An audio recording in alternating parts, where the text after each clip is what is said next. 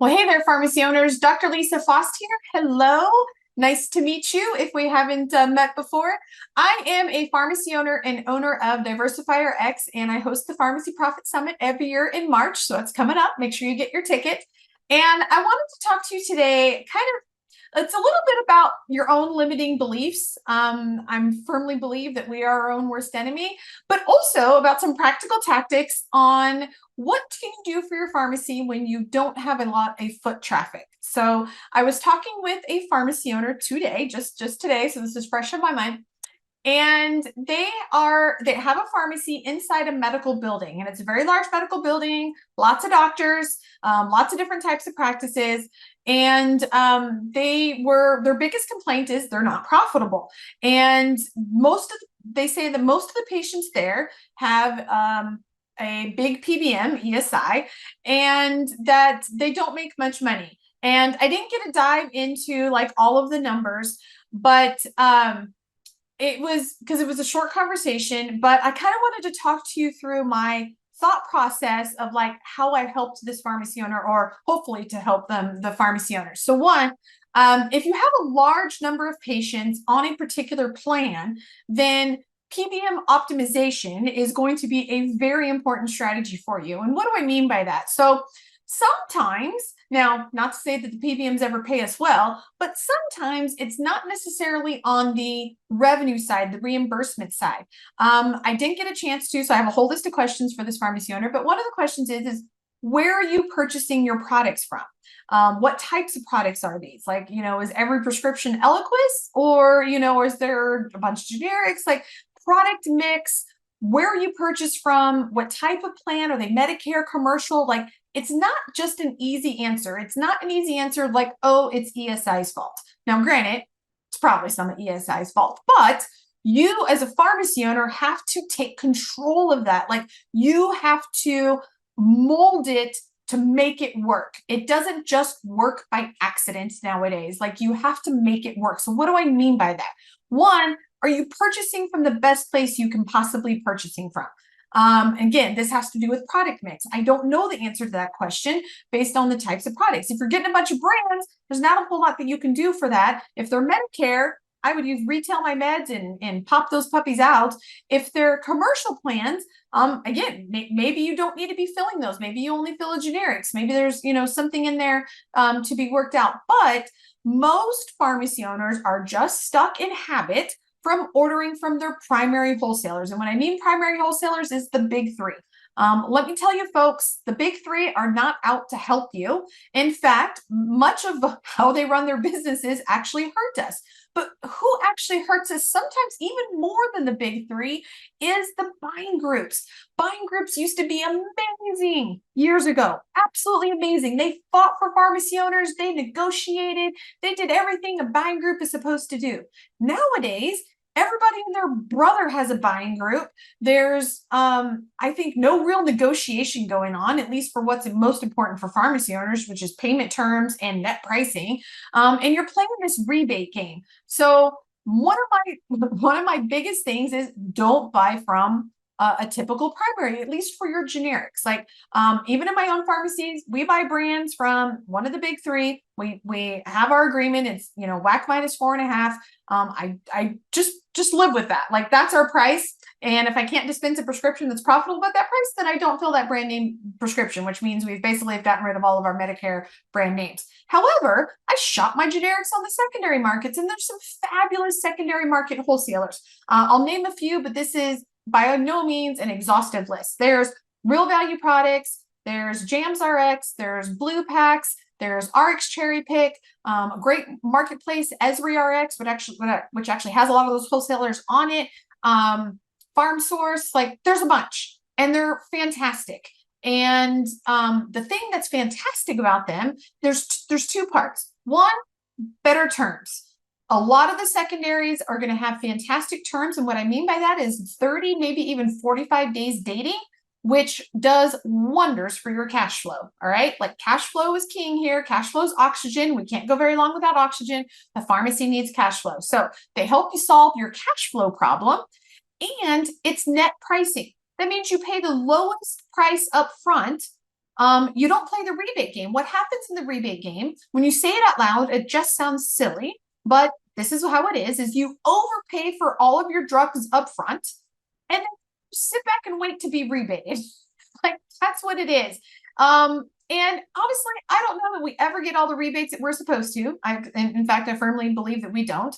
I believe that many of the big wholesalers play around with the numbers, and we don't actually get priced at what we're supposed to. So I pricing. Like, I should know the price of milk when I go to the store to buy a price of milk. I should know the price of my lisinopril when I go to a wholesaler to buy lisinopril. Shouldn't be this fake, arbitrary overprice where I give them my cash and I wait months, sometimes even years, to get that rebate. So anyways, if you think a plan is bad or your PBM contracts are bad, you're half right. They are. Everybody's dealing with them. But somehow other pharmacies are able to be successful. Now, there can be small little differences in demographics and geography locations. Absolutely. But a lot of times it's on the buy side. You make your profit when you buy, not when you sell. It's true in pharmacy. It's true in just about every business. I didn't make that up like somebody else smart did, but you make your profit when you buy. So one, where are you buying from? Is there a better place you can be buying from? And again, there isn't just one answer for that. A lot of it has to do with the mix of your medications and those kinds of things. Secondly, is how are you contracted with that plan? So this pharmacy was complaining about ESI. So one of my questions is, how are you contracted with them? Do you have a PSAO or are you direct contracted? Like, what's the whole picture here? And sometimes like people say ESI, but maybe it's something different. So like, let's talk about the contracting. I have a bias and a natural affinity towards direct contracting. One of the biggest reasons is I have full control over what contracts I accept. Many times with PSAOs, it's all or nothing. Like you're either in or you're out. I don't like that. Sometimes they have good contracts and then they have a bunch of crappy contracts. Like direct contracting gives you full control. The other thing I like about direct contracting is sometimes the contracts are better. Like, that's not how it should work, but that's the way that it is.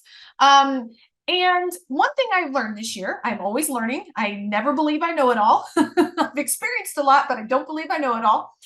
Is I have been spending a lot of time, a lot of professional time with Kyle Shin over at ICBN, and he does this cool PSAO analytics report. So I paid for all of my Inner Circle members to get this PSAO analytics report because I wanted to see it like over multiple pharmacies and like what it did. And it actually kind of opened my eyes that some PSAOs might be better for pharmacies. And again, it's not a magic one size fits all. Absolutely not. Even direct contracting, not one size fits all answer. And it depends on your mix of payers, your mix of patients, your mix of the drugs that those patients are on. All those things come into factor. And I have learned that sometimes a certain PSAO or being on a PSAO is better than direct contracting. A lot of the times, direct contracting is better. But it's nice to know mathematically the answer to that question, rather than just like throwing a dart and seeing where it lands. That's how we, like, a lot of us make our choices when it comes to that. So again, looking at your buy side, look at your reimbursement side, see how we can optimize that. We should not maybe fill all those medications. If they're a bunch of Medicare and they're a bunch of Eliquis, there's no way you're making a profit on that. So you can use Retail My Meds, or you can just transfer them out to the mail order. I prefer to handle that for the patient. That way the mail order doesn't transfer all of their stuff, because I want to keep their generics, because their generics are generally profitable. That's where I'm going to make my money. So you just get rid of the bad ones and you keep the good ones. And over time, that improves your business on so many levels in so many ways. So that's kind of like the first level of digging into this problem of, I'm not profitable, I'm in a medical building, like I might close my store in 6 months. What can we do? Okay, so that's number one. Number two is I had them send me a picture of like their pharmacy, just a picture. And it's a small pharmacy, as most medical building pharmacies are. And it had a small register counter. And basically the entire over-the-counter space was filled with snacks and snack-like things, like, food stuff, which I totally get. A pharmacy inside of a medical building, it's a snack haven. Even my pharmacy, my very first pharmacy, I wasn't in a medical building, but I was in a medical complex. So I was the only like retail part. And absolutely, people came to us for snacks and drinks. However, you will not be able to pay your bills off of snacks and drinks. You're not 7-Eleven, okay? So what can you do? Have some snacks and drinks. But one, make sure they're actually selling. If something don't sell, freaking get rid of it, okay? Don't keep it if it doesn't sell, all right? Keep the section to a minimum, okay? You're not going to sell 200 bags of chips in one day, all right? Just like you don't overstock your pharmacy shelves, you shouldn't overstock your over-the-counter either. This pharmacy just had way too much food, way too much snack, a lot of it duplicative, and it was taking up very valuable real estate where something more profitable can go in there. So number two, that was it. Like, use your space wisely, especially when you have a small footprint. You should always use your space wisely, but it's even more important when you have a small footprint. Okay, number three is, in a medical building, I would bet good money on the fact that the majority of people in that medical building that at least work there are female. Okay. There's probably some male doctors, there's probably some male nurses or MAs, but let's face it, in healthcare, most of those people are women. So I would guess that taking out the patients, but taking out those recurring people that are always in the building, they're female. What do females care about? Most of them are trying to lose weight. They care about their hair, their skin, their energy levels. They care about their kids. They care about their gut. There's a lot of things. We have aches and pains. I mean, men do too, but just talking about women here.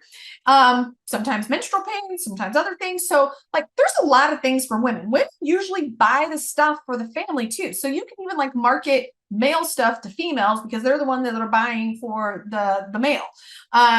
So this pharmacy, I think, is missing out on a big opportunity on creating like sections in their OTCs. And for them, sections might be literally a shelf because they don't have much space. It doesn't have to be a whole 4-foot section, but cater to the needs of females. I'm a big fan of nitric oxide. Nitric oxide testing. These are medical professionals. They're going to get it. Do a free saliva test. They're going to come out low, most likely, and then sell them some nitric oxide so they can have enough energy to get through the day. Many of them are probably interested in weight loss. It doesn't matter if it's GLP-1 or over-the-counter stuff like Prolon or Clean Simple Eats or something else. Like, they're buying stuff for weight loss. They're just not buying from you. But they're in that pharmacy all the time. So she said, it wasn't a revenue problem. It wasn't people not coming by the pharmacy. They just couldn't like turn a profit. Well, they're just selling such low profitable stuff, especially in the over-the-counter. I haven't seen their numbers yet, but I would guarantee that 99% of their revenue is from a PBM. That makes life for a pharmacy owner very, very hard. All right. You want to get that to, work it to get to 5%.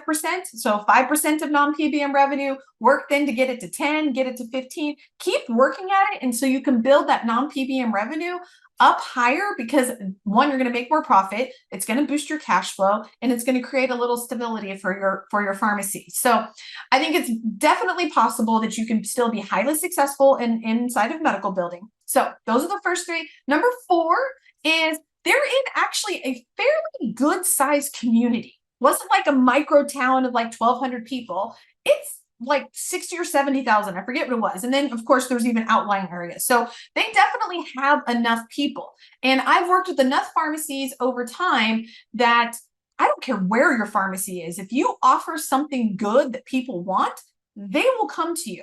And they will drive to you. Even my pharmacy, my very first pharmacy that I opened from scratch, when I plotted all of the people all over the map, I thought there would be this really high concentration really close to my pharmacy because I was in a very large town, over 1 million people, and over a very large land mass area. And I thought there was naturally going to be this thing. And I was shocked to see that it was actually all over. I didn't have like this big cluster around my pharmacy. My people came from all over. Why did they come to my pharmacy? Well, I offered something that other people didn't. A lot of times that was compounds. It was our weight loss programs. It was our testing programs. We did adrenal testing, hormone testing. We had sports nutrition. Like, we offered things that other people didn't. So they came to us. And people will come to you too, even if you're in a medical building, even if you have to take an elevator, like whatever, the barrier you think it is, people will come to you for the right thing. I would say pick something that's your passion. So Sports pharmacy and athletic performance was a passion of mine. You can't tell probably by looking at me, but I was an athlete the whole time growing up. I loved sports. I liked sports watching. I was married to a sports enthusiast. So sports was just a part of my life. So I loved sports and athletic performance. So we did a lot of that. I got into hormone testing and fertility and adrenals and then those kinds of things. So I just was interested in those things. If you're like, good God, I can't think of anything less I want to talk about, then do something else. Create a whole section for like newborns and babies or pregnant mommies or whatever, like whatever makes you happy and is passionate and people actually need, like focus on that. You don't have to do what I do. Just do something that's special that puts all the things that people like in one spot. All right. I don't know again what kind of doctors are in this building. I didn't get that far in the conversation. That'll come. But if there's a pediatrician office in there, then chances are they recommend OTCs. My pediatricians, when in my pharmacies, used to recommend very specific OTCs. So what we did is we created Dr. Shaw's shelf, Dr. Patel's shelf. Like all the things that they recommended, we made it really easy for their patients to come in and get. We ended up doing that with lots of other doctors. So there are doctors that recommend supplements and they'll just tell the patient, oh yeah, get a vitamin D, get a K2, get a, they just rattle it off. And then the patient leaves and then they probably end up don't buying it. But if you're a pharmacy inside that medical building, you should get a preferred list of supplements from every single provider. What do you recommend to patients? Then have it there and then label it. Dr. Robinson's, preferred supplements. Make it really easy. Tell the doctor you're doing this. That when they say, hey, you know what, we recommend this, and that, you just go down to the pharmacy downstairs. They'll have it all for you. Changes the game. All right. So that was number 4. Number 5, my last tip, and then I'll get off my little rant here.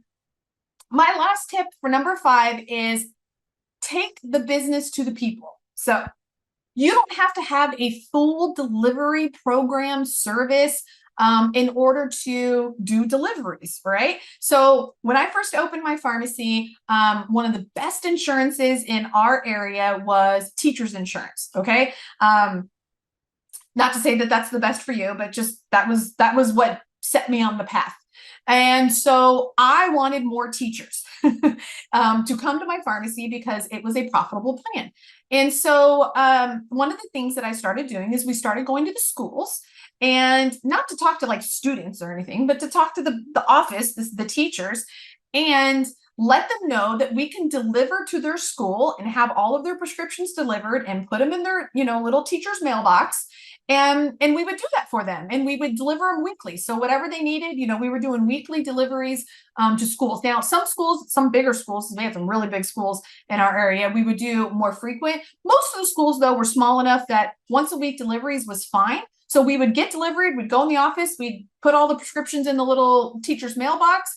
Some of them had us leave them in a box, kind of thing, whatnot. So, every school is just a little bit different, but you can do deliveries. We also had a huge State Farm office in our area.